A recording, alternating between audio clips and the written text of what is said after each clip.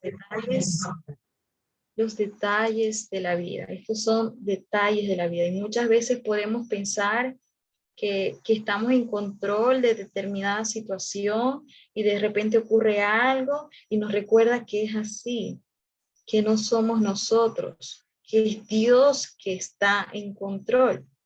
¿Y qué dicen las Escrituras? Salmo 127:1. Si Jehová no edificare la casa, en vano trabajan los que la edifican. Si Jehová no guardare la ciudad, en vano vela la guardia. Nosotros hemos estado orando para que este asunto de la pandemia se controle.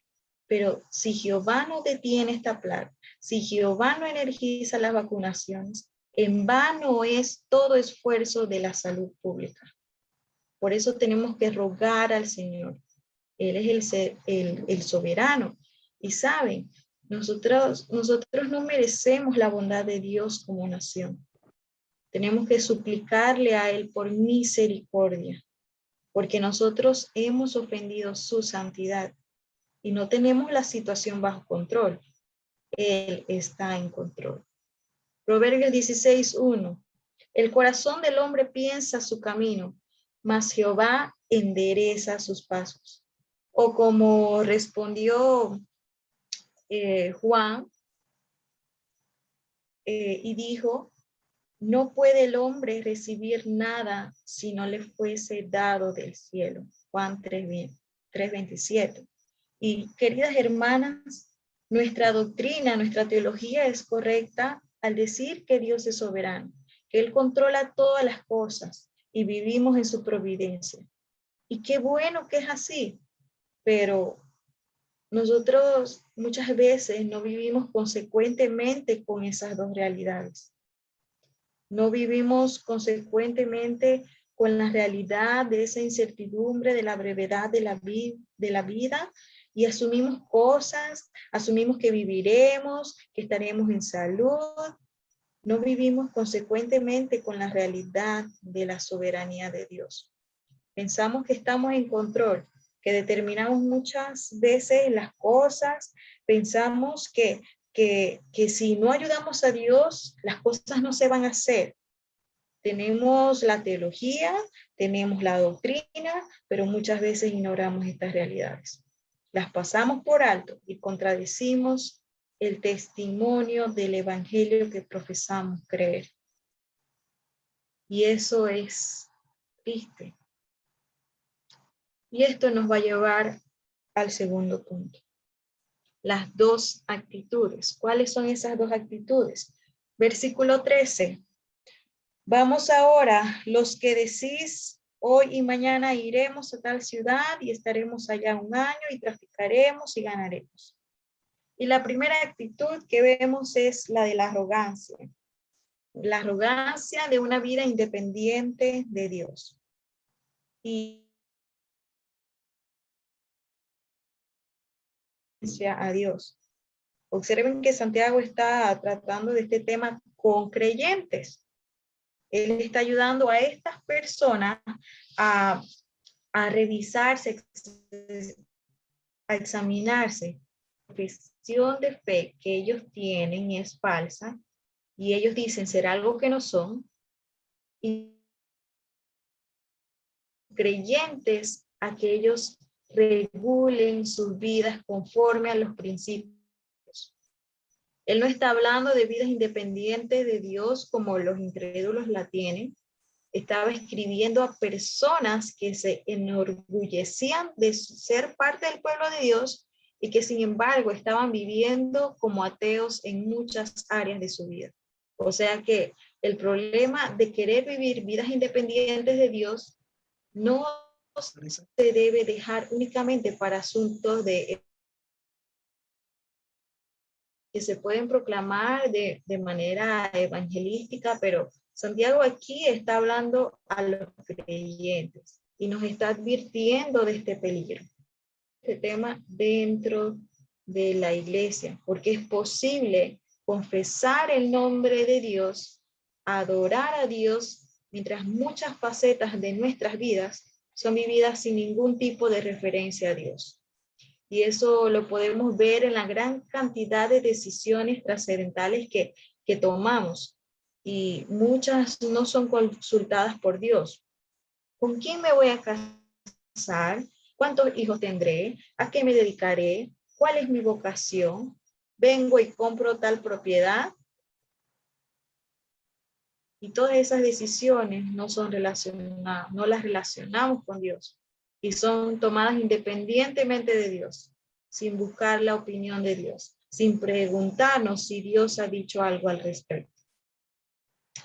Y hay una frase famosa de Agustín, dice: ama a Dios y haz lo que quieras, porque si tú amas a Dios de todo tu corazón, tus obras serán conforme a ese amor. Y alguien cambió esta expresión para como transformarlo a la mente moderna. Y dice así: haz lo que quieras y di que amas a Dios. Esto es no más que ateísmo práctico. Muchos que profesan creer en Dios viven vidas independientes de Él. No se pregunta qué es lo que piensa Dios de las cosas, no lo tomamos en cuenta. Y este lenguaje que utiliza Santiago parece completamente inofensivo.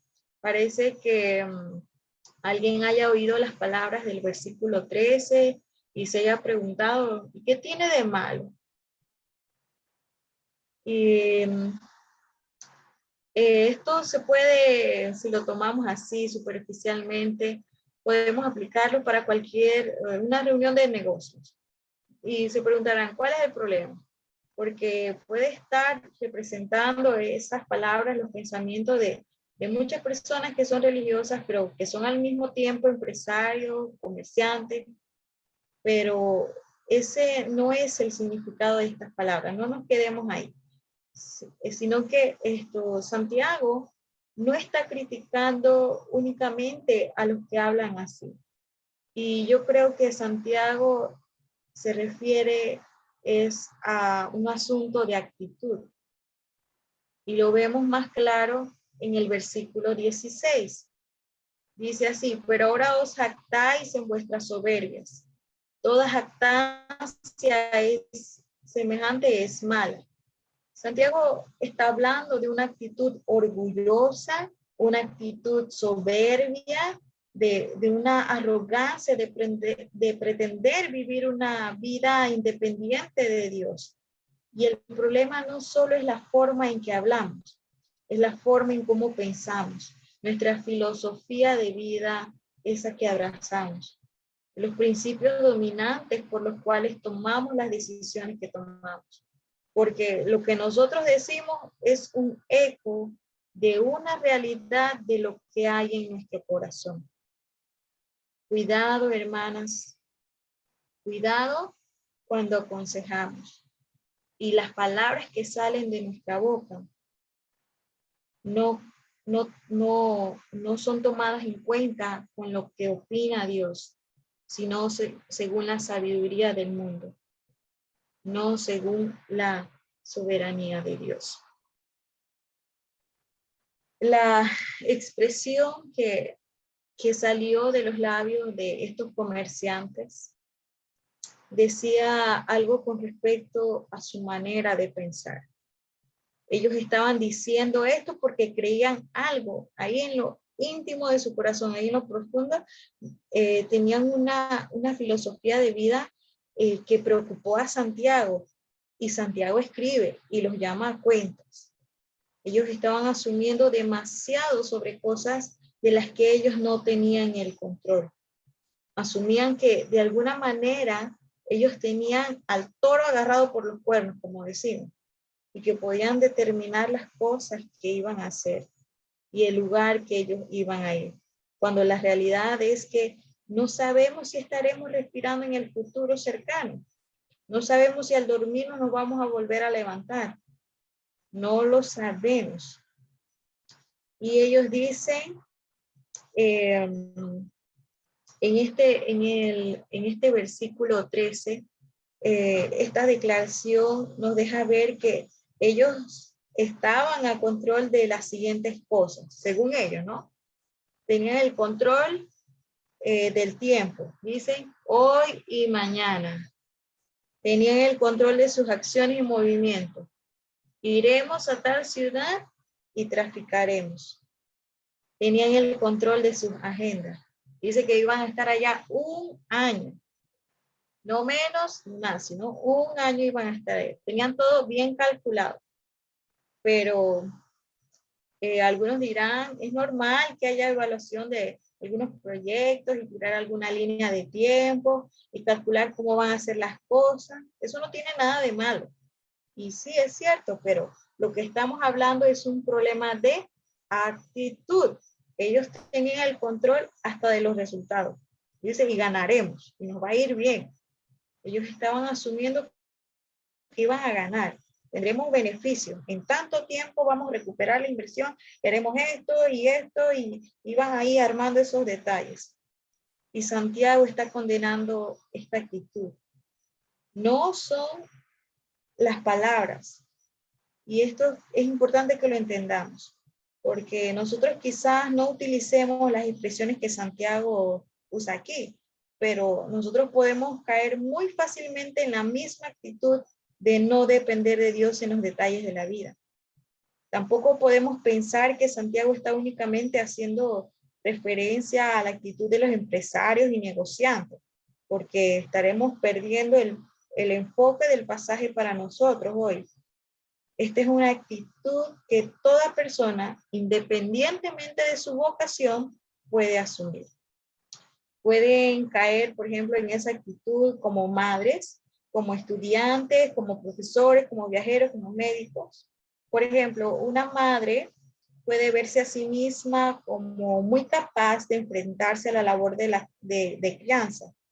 Puede verse orando por los enfermos, incluyendo la salud de sus hijos, por pastores, por misioneros, y sin embargo, no pedir al Altísimo por guía y dirección para saber cómo criar a sus hijos. Sí, podemos estar orando por la salud, pero ¿y si no oramos por sabiduría en medio de las pruebas? Como madre, orar por sabiduría cuando su hijo, cuando algún familiar está enfermo. ¿Cómo vas a superar esta prueba sin Dios, sin la sabiduría de Dios? Y tendemos por ello a tomar malas decisiones. Si tú no estás orando para que Dios te capacite para ser una buena madre, estás teniendo esta misma actitud en una misma labor tan sagrada y tan santa como lo es la crianza de los hijos. En una generación como la de nosotras, la sabiduría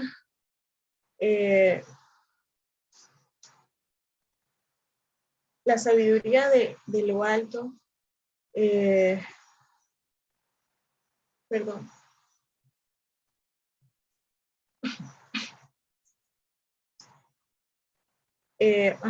podemos pensar que tenemos todas las cosas amarradas y decir, hoy y mañana vamos a criar a nuestros hijos y ellos serán esto, van a hacer aquello y ellos van a salir así y todo está bajo control. Pero la actitud piadosa es aquella que se entrega a los designios de Dios, se somete bajo la voluntad soberana de Dios, porque Dios tiene sus planes que no necesariamente son los nuestros y tenemos que aprender a decir como el Señor dijo, que no se haga mi voluntad sino la tuya. ¿Y qué pasó? Se hizo la voluntad de Dios Padre, no la de Dios Hijo. ¿Cuál era la voluntad de Dios Hijo? Pasa de mí esta copa. ¿Y cuál fue la de Dios Padre? No, bébete la copa entera. Nosotros tenemos que aprender a orar así. Pueden tener sueños con esa área de sus hijos y eso no es malo. Mi punto es, podemos albergar una actitud de autosuficiencia y soberbia, de jactancia y no depender de Dios el Altísimo. El médico puede estar 100% seguro de cómo es que tienen que hacer la receta, o el cirujano cómo debe manejar el bisturí, confiando en los cientos de operaciones que ha hecho y no depender de Dios. El estudiante puede olvidar que Dios es quien hace el llamado para nosotros cumplir con determinada vocación en la vida. Puede el estudiante actuar como si Dios no existiera, como si no fuera un factor a tomar en cuenta. Y tendemos a decir, Dios, ¿qué tú quieres conmigo? Y no es sencillamente lo que yo quiero hacer, es lo que tú quieres hacer conmigo. Moisés tuvo muchísimos planes y cuando quiso ayudar al pueblo de Dios, no era el tiempo de Dios para hacerlo. Él podía imaginarse, bueno, yo soy el líder, voy a hacer una obra tremenda. Viene Moisés, mató al egipcio, libró al hebreo y Dios dice, no. Yo lo que quiero es que vayas a una montaña que hay allí y ve a cuidar unas ovejas por 40 años. ¿Vamos? Pero tu pueblo, Señor, pero tu pueblo está en esclavitud. Y el Señor dice 40 años a cuidar ovejas, 40 años escuchando a las ovejas. Y entonces más tarde Dios dijo, ahora sí. Y cuando Dios dijo ahora sí, ¿qué dijo Moisés? Ay, no, ahora no, yo no puedo, Señor. Yo no sé hablar. Y eso es a lo que me refiero. Es la actitud de nosotros de pensar que cuando nosotros decimos cómo queremos en el contexto de las circunstancias que nosotros deseamos, olvidamos que Dios es soberano. Y la pregunta ahora es, ¿qué quiere Dios para ti? Y que puedas entregarlo en las manos de Dios y decir, Señor, he aquí lo que creo, he aquí lo que yo quisiera hacer, he aquí estos planes. Señor, ¿qué quieres que yo haga? No es decir, Señor, yo quiero que tú hagas esto, sino, Señor, he aquí, envíame a mí. Señor, yo quiero cumplir con la vocación que tú tengas para mí, la que sea para la gloria de tu santo y bendito nombre. El problema es la jactancia de poder hacer planes, de tomar decisiones, sin incluir a Dios en la ecuación, con un alto sentido de independencia para hacer lo que yo quiera, cuando yo quiera y como quiera. Y la pregunta es, ¿está Santiago hablando de ti? ¿Has estado haciendo planes y realmente no estás buscando la voluntad de Dios al respecto? ¿Estás dispuesto a aceptar un no por parte de Dios? ¿O ya el asunto está decidido? Ya tú tomaste la decisión y eso es. Porque a veces lo único que queremos es que Dios bendiga nuestros planes, no pedirle su opinión. Señor, bendíceme. Pero no le preguntamos si eso es lo que Él quiere. No queremos ni preguntarle porque no vaya a ser que Él diga que no a eso, a mi petición. Y hermanas, este texto no está en contra de la planificación. Y hago esta aclaración. Planificar no conlleva la seguridad de que podamos llevar a cabo lo que planificamos. Eso es una actitud, pero planificar es correcto. Nosotros debemos avanzar y cuidarnos según el curso de los acontecimientos y ahí tomar medidas mientras podamos. El punto es poner cada cosa en las manos de Dios, encomendarnos a Jehová en cada decisión, ¿no? Y que bueno, esta sí, y no te preocupes, Señor, yo en esta yo me las arreglo, esta es muy fácil, así que yo tranquilo, yo me ocupo. No, ese no es el punto. Entonces, si esta actitud es pecaminosa según Santiago, la otra actitud que Santiago propone es la sumisión, la actitud de sumisión. La sumisión de la voluntad rendida a la voluntad y a la soberanía de Dios. Dice el versículo 15, repetimos, en lugar de lo cual deberíais decir, si el Señor quiere, viviremos y haremos esto que si el Señor quiere, hermanos. Y eso es lo que deberíamos decir. Ahora bien, Santiago no está aquí enseñándonos una frase mágica, una fórmula mágica, que ahora nos van a decir después de que terminamos. ¿Y qué planes tienen? Bueno, yo voy a ir a casa de fulana que me invitó a comer, si Dios quiere. Y entonces, ¿qué vamos a comer? Vamos a comer esto, si Dios quiere. No, no es repetir la frase, es un asunto de actitud. La actitud es lo importante, no el uso externo de esta frase.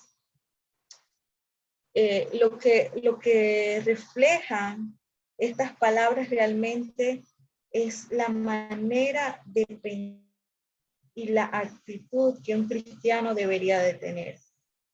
Eso es lo que está enseñando. Y como de la abundancia del corazón habla la boca, la aceptación de que Dios es el soberano es tal que él entiende que Dios puede tener planes muy diferentes a los míos, a los nuestros. La duración de nuestra vida está determinada por Dios. Si el Señor quiere, lo voy a hacer, pero si Dios no quiere, no voy a poder hacer eso. Dios es quien sabe. No es que no podamos planificarnos, pero el asunto es que podamos nosotros encomendarnos a Dios, porque nadie va a impedir que Dios lleve a cabo sus planes, que son ¿qué? Eternos. Los míos no son ni firmes ni seguros, sino que los míos dependen de los de Él. Nosotras tenemos que encajarnos con la agenda de Dios, no hacer que la de Dios encaje con la nuestra. La vida no la tenemos en nuestras manos. Los eventos de nuestra vida están determinados por Dios. Si el Señor quiere, viviremos, haremos esto y aquello. El Señor ha trazado el curso de nuestra vida. Y esta persona que habla, hay una persona que habla como Santiago, o sea, que transformó o comentó de este texto, dice que la persona que habla aquí, Santiago, es alguien que voluntariamente se está sometiendo a la voluntad de Dios y se deleita en que sea Dios quien tenga las cosas bajo control. En lugar de lo cual deberíais decir, si el Señor quiere. Es el deleite de que las cosas están en las manos de Dios. Romanos 12:1 dice, así que hermanos, os ruego por las misericordias de Dios, que presentéis vuestros cuerpos en sacrificio vivo, santo, agradable a Dios, que es vuestro culto racional. Y Pablo nos está diciendo que si nosotros presentamos como sacrificio vivo a Dios, vamos a discernir la voluntad de Dios, que es buena, agradable y perfecta. Pero tenemos que entregarnos en sus manos. Tenemos que estar dispuestas a morir en sacrificio a Él. Y observen que una de las cosas que aclara este versículo 15 es que no toda planificación es pecaminosa. Y ahora lo voy a decir, o sea, el lado positivo de planificar, porque el texto no dice, si el Señor quiere, haremos la locura que se nos ocurra en el momento, sino que si el Señor quiere, haremos esto y aquello. Son cosas específicas. Podemos planificar cosas específicas. Y un ejemplo de ello es en Hechos 18, del versículo del 18 al 21, dice, mas Pablo, habiéndose detenido aún muchos días allí, después se despidió de los hermanos y navegó a Siria, y con él Priscila y Aquila, habiéndose rapado la cabeza en Cesarea porque tenía hecho voto. Y llegó a Éfeso y los dejó allí, y entrando en la sinagoga discutía con los judíos, los cuales le rogaban que se quedase con ellos por más tiempo. Mas no accedió, sino que se despidió de ellos diciendo, Es necesario que en todo caso yo guarde en Jerusalén la fiesta que viene, pero otra vez volveré a vosotros, si Dios quiere. Y zarpó de Éfeso. Y vemos en la escritura expresiones en las que Pablo usaba las frases si Dios quiere. Por ejemplo, Primera de Corintios 4:19 dice si el Señor quiere. Primera de Corintios 16:7, si el Señor lo permite. Filipenses 2:24, y confío en el Señor. Pero también hubo otras ocasiones en las que él no usó esa expresión. Y una de ellas en Hechos 19:21. Pasadas estas cosas, Pablo se propuso en espíritu ir a Jerusalén después de recorrer Macedonia y Acaya, diciendo, después que haya estado allí, me será necesario ver también a Roma, si Dios quiere. No, él no dijo eso, porque no es el punto de decir la expresión como una fórmula mágica, es la actitud de sumisión. Entonces debemos cuidarnos del abuso de la frase y ver que lo importante es la atmósfera general de nuestra vida y la actitud del corazón, la mentalidad con que conducimos nuestra vida.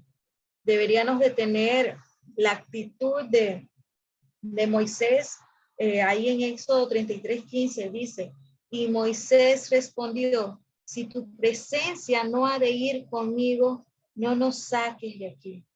Señor, si tú no vas delante de nosotros, no nos saques a ningún lado. Señor, que tú vayas delante de nosotros. La actitud que vemos en Proverbios 16:13 dice, encomienda a Jehová tus obras y tus pensamientos serán afirmados. Ponlas en las manos de Dios, hermanos, y tus pensamientos serán afirmados.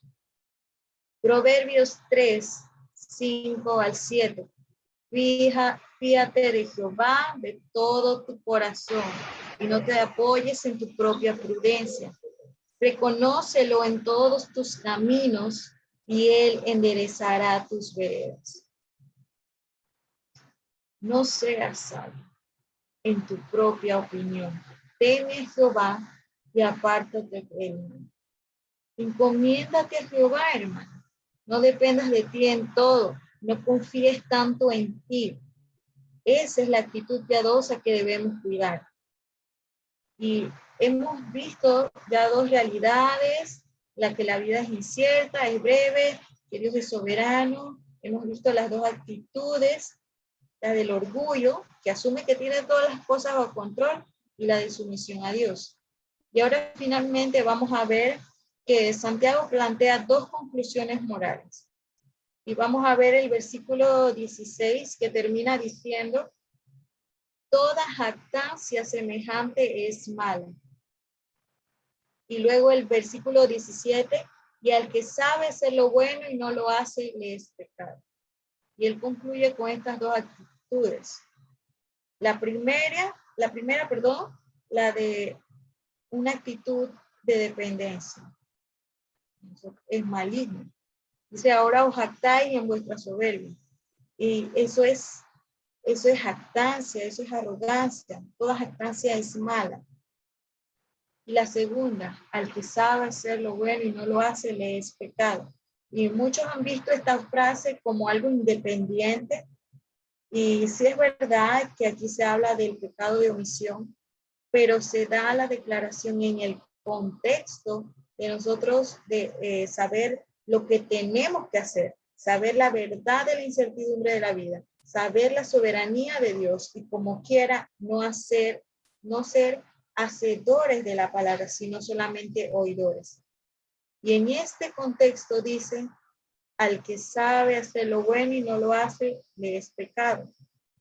Está mal pensar como un ateo, pero también está mal vivir como un ateo, vivir una vida sin referencia a Dios, vivir sin encomendarnos a Dios, sin preguntarnos cuál es la voluntad de Dios. Y eso también está mal. Y Dios quiere que nos encomendemos a Él, que vivamos para Él. Y eso incluye lo que hacemos y lo que dejamos de hacer. En la historia, el rey Luis XV enfermó en sus días de niño cuando asumió el reinado. Y dice un historiador que las iglesias resonaban con sus súplicas, gemidos, oraciones ininterrumpidas, con sollozos, orando por este rey. Tanto fue así las demostraciones de aprecio que le llamaron Luis el bien amado o el rey muy amado. Pero no era amado por algo que él hubiera hecho. Él era un niño todavía y Dios le preserva la vida. 30 años más tarde vuelve y se enferma, pero las iglesias no hacían oración por él. Las iglesias no estaban llorando por él. Las personas no querían ni que siguiera siendo su rey, pero tampoco era por nada que él hubiera hecho. Era por lo que él no había hecho por Francia. Hermanas, debemos preguntarnos no solamente por lo que estamos haciendo, sino qué estamos dejando de hacer.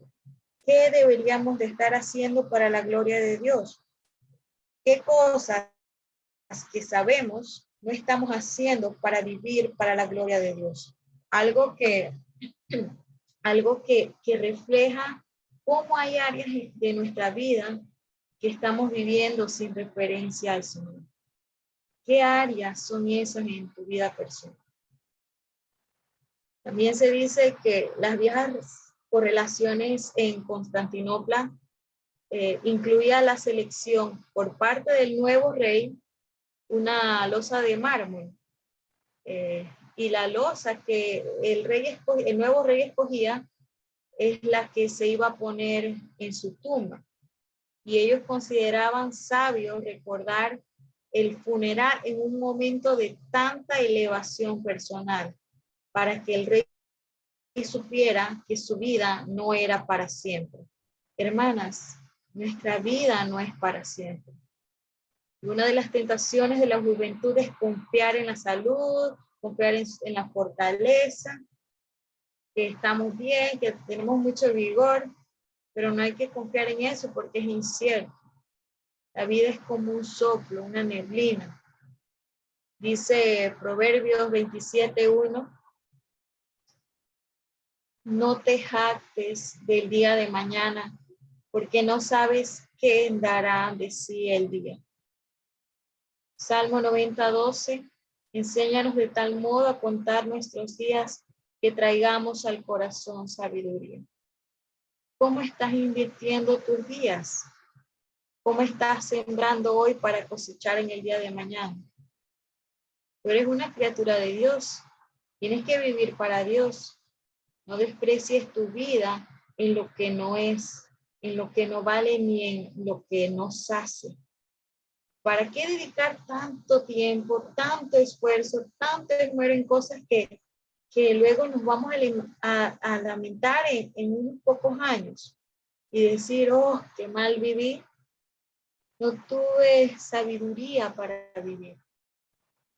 Salmo 39:4. Hazme saber, Jehová, mi fin, y cuánta sea la medida de mis días. Sepa yo cuán frágil soy.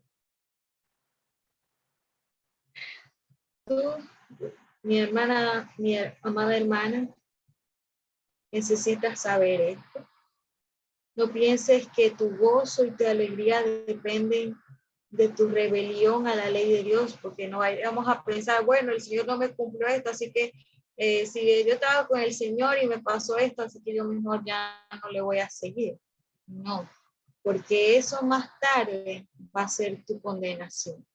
Puede ser que te resistas a que sea Dios quien controle y no tú, pero a la larga eso no significa que tú estás en control.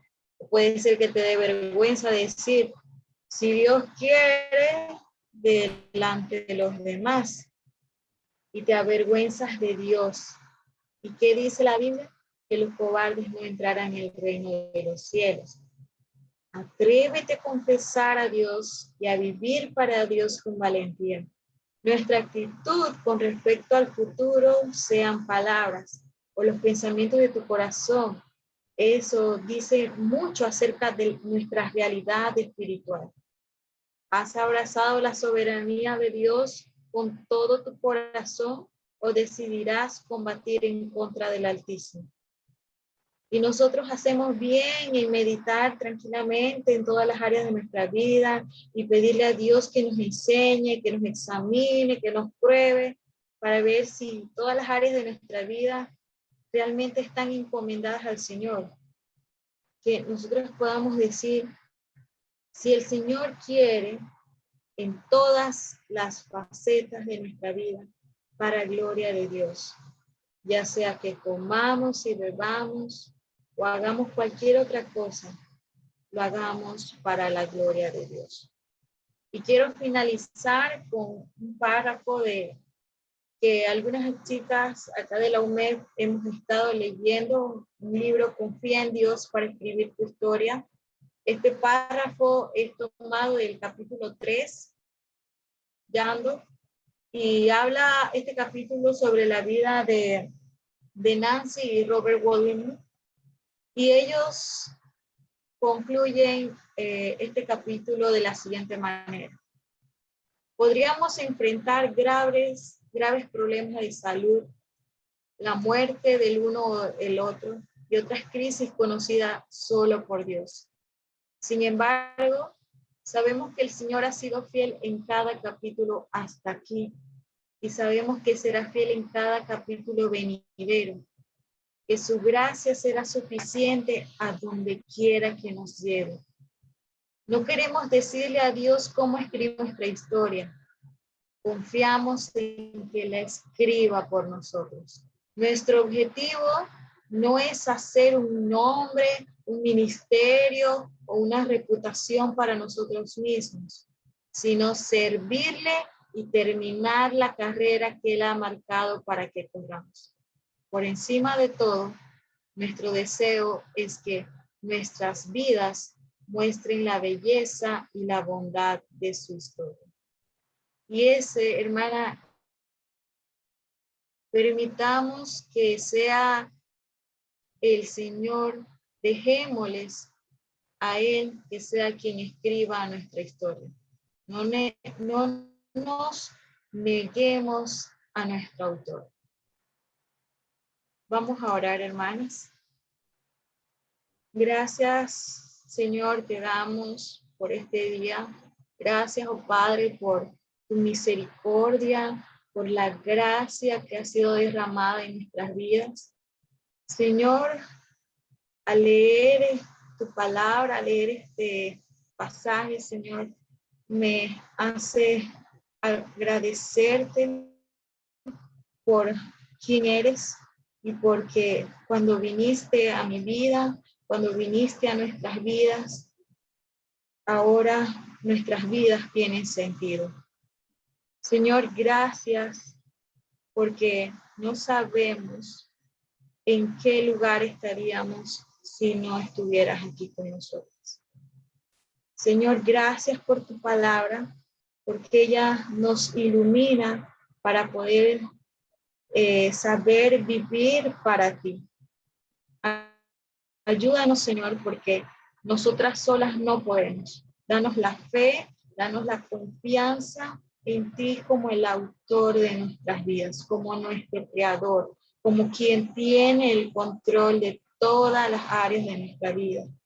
Señor, ayúdanos con tu Espíritu Santo a dar muerte a nuestros pecados. Límpianos y perdónanos en la sangre preciosa de tu Hijo Jesucristo. Capacítanos para hacer buenas obras que te glorifiquen y exalten tu nombre, como te lo mereces, Señor. Ayúdanos a hacer tu voluntad, no la nuestra. Ayúdanos, oh Padre, danos la sabiduría, porque no sabemos cómo hacerlo. Y ayúdanos, oh Padre, a poder descansar confiadamente en tus manos. En el nombre de Jesús, te alabamos y glorificamos tu nombre. Amén. Gracias, Sane.